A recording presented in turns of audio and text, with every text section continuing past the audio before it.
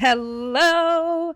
Welcome to the Business of Happiness podcast and this episode of the Calm Clinician series. I'm your host, Dr. Tarryn MacCarthy. Hello, my friends. It is such a gift always to be serving you in this way and supporting you on this platform. And I'm so excited about today. Today is going to be such a great day because I am bringing to you the next step in the PAUSE acronym that I introduced in this Calm Clinician series. And for those of you who haven't been listening to the past few episodes, I'll give you a little catch up.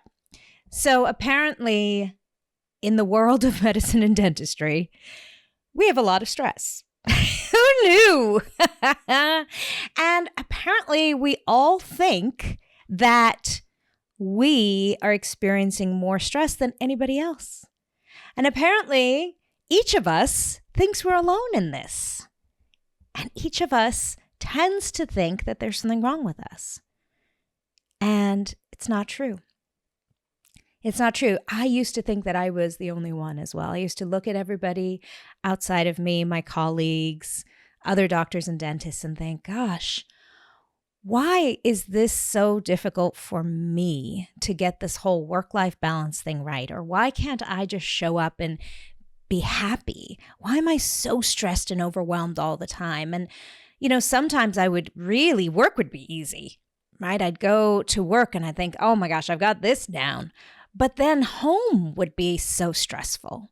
And sometimes it was the other way around. Home, I would long to be on vacation with my family, and work just was weighing so heavily on me that I couldn't turn it off. And I was robbing myself of, presence with my family. And here's the really fascinating thing is, you're not alone. Every single person in the medical and dental world that I speak to has this challenge. And so in the work that I do is I support doctors and dentists on how to find presence, calm, meaning, and I call it happiness. Happiness, just general happiness in work and in life, because really we don't have one without the other.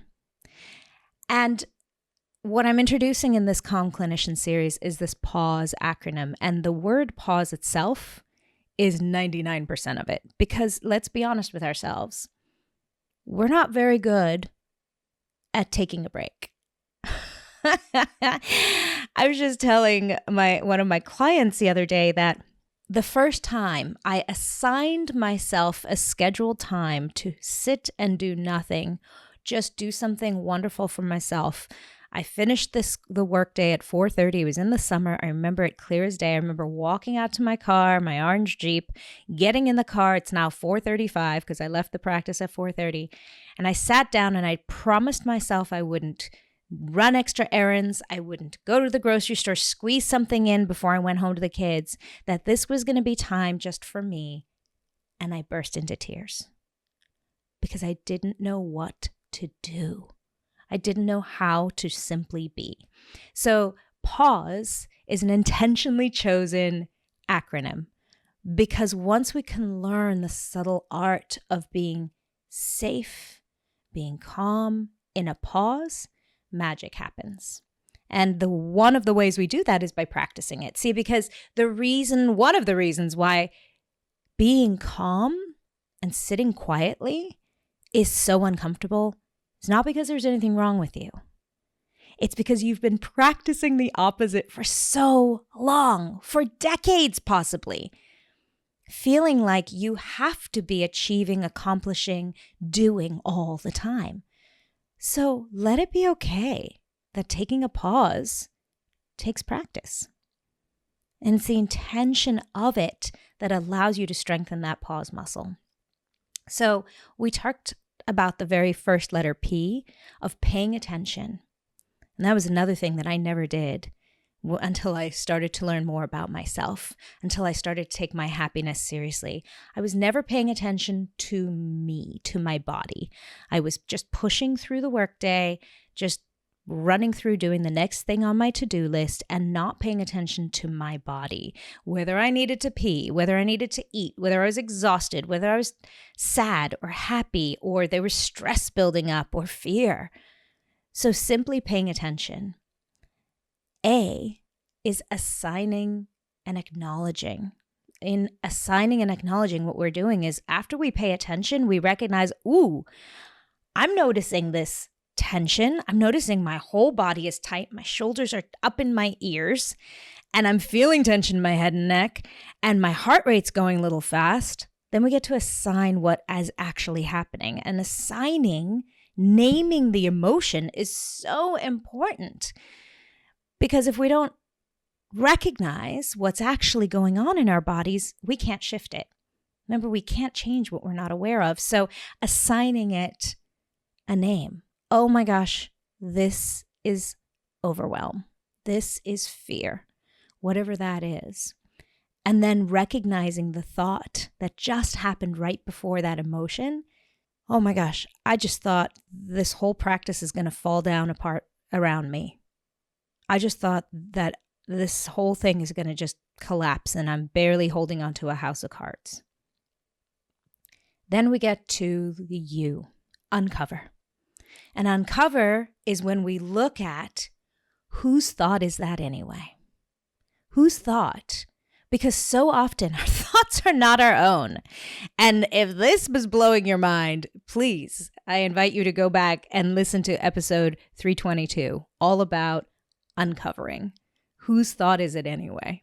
That thought of this practice is about to fall down all around me. I've been holding up a house of cards and I'm just, or imposter syndrome, right? Like, oh my gosh, if anybody knew who was actually running this thing, then this would be the end of me. Whose thought is that anyway?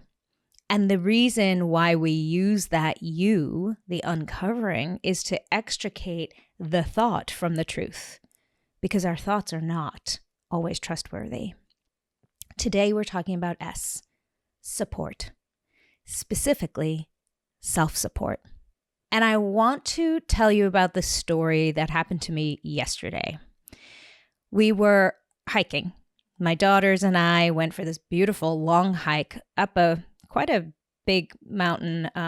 It's a ski resort in the winter. It's a beautiful place in the summer that we go hiking. And it's quite an uphill.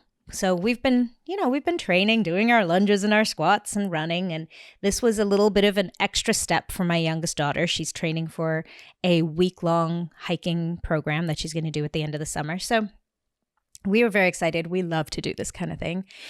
And my youngest daughter is getting her hiking fitness level up. And she's very stubborn and very eager and wants to do her very best. Sound familiar? Yeah, the apple doesn't fall far from the tree. So she was running up this mountain. She was running. And I knew we might get into this situation. Well, of course, what happened? She burned out. We didn't get very far. Her heart rate was going very fast. She was breathing very rapidly. And she started to panic. And she started to burst into tears. She started to throw her poles. It was a whole thing, guys. It was a whole experience. She had a meltdown. And in that meltdown, she had all kinds of thoughts running through her head. She had all kinds of emotions going on. We were just letting her experience her moment. The next question was, what do you need? We know when we're hiking, when we get to that point, when we've pushed ourselves too far, we always need to ask ourselves, what do we need?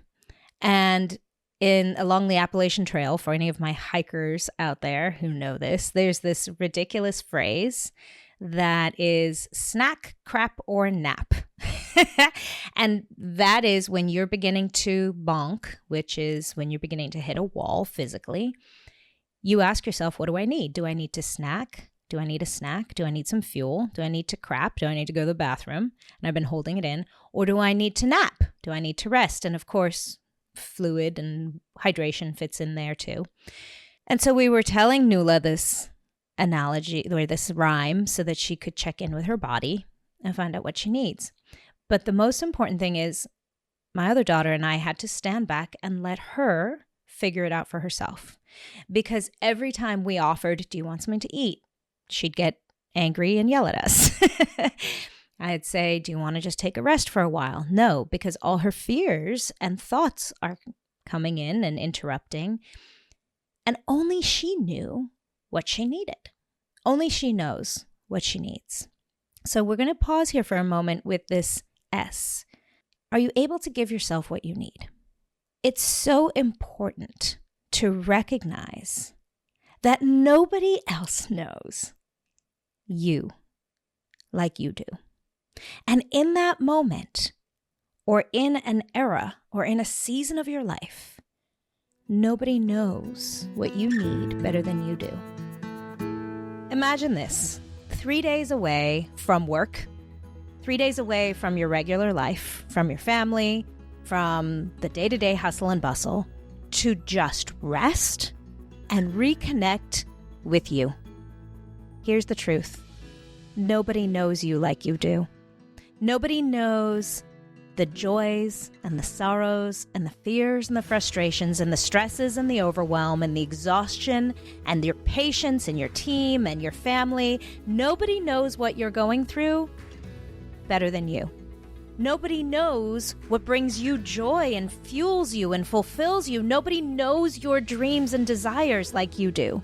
And the secret to how to access that beautiful wisdom inside of you, the guru inside of you, waits for you at the Empower Her retreat. This incredible retreat happening this October 17th through 20th is an opportunity for you to fall back in love with yourself, to identify your directional compass, and to lean into trust, self-trust, the trust of that inner wisdom. www.empowerherretreat.org. Join us there. Sign up. There are only a few spots left. This is your opportunity to change the direction of your life. And I think sometimes we get that twisted. We think that, I know I have in my life, where I thought, my husband, Killian, we've been married for 22 years. He should know by now what I need. No, not true. Or I thought, my team members, especially, we're talking about four-handed dentistry here. We get trained to think like, this is a well-oiled machine and this practice has been running for X number of years. You should know what I need by this point. No, not true. What if we absolved everybody in our lives from having to know what we need? And what if we get really honest with ourselves and quiet and paused and ask ourselves, what do I need right now? Because often the answer will surprise you. And the really incredible thing about doing that is when you can actually give yourself what you need, now we've turned a corner. And this is so true in the micro moments and in the macro moments. When we don't rely on our patients to bring us happiness, when we don't rely on our team members to bring us happiness, when we don't rely on our kids to bring us happiness, or our husbands or our wives, we realize, oh, wait a minute. I can let everyone else off the hook, give myself what I need, and show up as this whole, fueled, present person and serve better, be more present, bring my own happiness. Now, I'm not saying that we don't live in a society where we rely on each other, for sure. In fact, in the dental and medical world, nothing can happen without a team. We rely on one another. And that's what happens in families, right? We support one another. I'm saying recognizing what you need. Being able to ask for it would be awesome. But the first component is asking yourself what you need. So in that moment, my daughter on the mountain, first she had to calm her body down because she was feeling all the feels. And once we sat there long enough, noticed she was pausing. She was actually walking through all those steps. She's paying attention to her body, recognizing, oh my God, I can barely breathe. My heart rate's going. Recognizing, assigning, I'm beginning to get scared. This is me scared that I'm not going to be able to do this trip at the end of the year. So now her fear is fueling her stress. Recognizing that that's the voice of her not being able to do this at the end of the year is coming from a past wound, somebody telling her she wasn't good enough, uncovering that it wasn't hers. But here we are at S. S says, what do I need? What support, self-support can I give myself? And it reminds me of a time in practice when I had a very belligerent father of a patient coming into the office and really getting very angry at the team and at me. And I was noticing myself. I was going through this pause acronym and I was like, oh my gosh. So we finished the conversation and I handled it. But man, I was shaking like a leaf and I could feel adrenaline pumping, like there's a little bit of a high that comes out of that as well when you handle something like that. And recognizing, okay, I did the PAU, I did the paying attention, I assigned it. This is fear, right? This is fear stepping in. Then I went to uncovering whose fear that was. Okay, it wasn't mine. This is an old story of mine that I'm not good enough to handle confrontational conversations, but I know the truth. And then I went to the S. What do I need? And here is the secret of uncovering what you need when you're not very good at it, because I wasn't very good at it. And here's the promise I have for you is when you do this over and over and over again, it becomes really easy. And that voice inside of you that has the solution and the answer goes from a tiny, tiny whisper to a loud roar, because that's where I am today. And I'm telling you from experience that there used to be a time where it was so difficult for me to know what I needed, because I had practiced so long giving everyone else what they need and not allowing that gift for myself. I knew I was capable. I knew I could help other people. That was without question. And for some reason, I didn't give myself permission to take care of me. So know that if this is difficult, when you ask yourself, geez, what do I need? And you have no idea, because believe me, that was the first thing my daughter said yesterday. I don't know. I've heard that so many times from myself.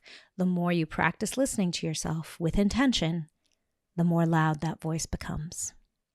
So here's my practice. I close my eyes and I put my hand on my heart and I just ask myself, Tarryn, what do you need? In this moment, what do you need? That's it. That's the whole practice. And then I get really quiet and I just listen. And I listen for the answer. And I remember on that day with that very belligerent father in my office, I remember doing the same thing after we had that. And I had 3 patients waiting. In ortho, we have multiple patients at the same time. And I had 3 patients waiting and I had, things to do, busy day. And I gave myself permission to close my eyes, hand on heart, ask myself, Tarryn, what do you need? And I heard myself say, I need to just get outside for 2 minutes to shake this off. I've handled it. I'm proud of myself. I'm a little scared. And now I just need to step outside and separate myself from this building just for a few minutes. And I did that. 2 minutes, guys, 2 minutes. I stood in the sun. It might have been 30 seconds, but the whole process took me 2 minutes. I stood in the sun and I put my face up to the sun and I just allowed the sun to pour down on me. And believe me, at the end of that day, I gave myself permission to sit in the car and cry and cry and cry and cry and cry. And then it was good. But of course, in the middle of the day, that's not always possible. But in that moment, I knew I just needed to refuel and put my face in the sun and love myself for 2 minutes. I went back and it was fine. I was so much more present. What does this do for you? What does this practice of asking yourself, what do I need? And then supporting yourself do? Not only does it free the responsibility of everyone around you, not only does it actually give you what you need because only you know what you need, but it allows you to make the feelings you feel valid. It makes you not wrong. And for so long, we've been telling ourselves that voice inside your head, that judgmental voice inside your head has been telling you you are wrong. when we give ourselves permission to say, Tarryn, what do you need? Now we offer the possibility that you're not wrong. You just need something. Instead of making yourself wrong all the time, you're giving yourself permission to be seen and heard. It fosters safety in your own body. It fosters safety because we know when we can ask ourselves, what do I need? And I can either get it for myself or ask for it from the people around me. I need some lunch. Please, can you go and buy me some lunch? I'm noticing I'm starving. I have nothing here today. Sarah, could you please put in an order, an Uber Eats order for me? Right? It creates safety. Imagine what that's telling your body and your mind. I know what I need and I can ask for it. It strengthens your intuitive knowing. That still small voice, the more you practice it, it gets louder and louder. You get to learn what that intuitive voice is saying. You get to hear her tone. You get to wait and pay attention and go, oh my gosh, she actually responds. It fosters deep self-trust. And by doing this practice over and over again, I was teaching myself that I can handle any situation, anything. I can walk through any pain. I can walk through any discomfort because you know what? At the end of the day, I've got my back. I get to ask myself what I need and I'm the one that always knows. And guys, it literally makes you feel better. It brings you calm. So in this journey, in this Calm Clinician series, that's all we need. That's all we're really asking for in work-life balance. Is how can I find calm and presence? Whether it's presence with your patients so you can be in that gorgeous conversation of connection with another human being that you're healing. I mean, is there anything more beautiful than that for those of us in service? Or in that presence of creating something beautiful. Oh, I just got goosebumps because for me, building businesses, creating treatment plans, like that for me is my jam. I love creation. Or whether it's being present with your family and not having those thoughts of work rushing through your head all the time. Even in that moment, if you recognize that's where the pause acronym comes in again, we're like, pause, paying attention. I am not even present. I'm in a different world as I'm reading Goodnight Moon to my kid. My thoughts are completely about work all day. You get to use the same acronym again. And when you get to the S, ask yourself, what do you need? And maybe it's just, I just need to give myself permission to put work down for the day. What? Tarryn, I give you permission to stop thinking about work. Huh. Could it be that simple? Maybe. Maybe. What I do know is when we're in a place of fight or flight or stress or overwhelm, that is not a place to be nurturing or creating or finding happiness. That's a place to be running away from danger. And the more we can get back to calm, the more we can rediscover our power. Because when you feel good, that's when you can do good. Bye-bye. Hey, beauty, if you enjoyed this episode, then like and subscribe to the show and receive this beautiful message of empowerment, remembering what you are capable of and the purpose you serve in this world every single week.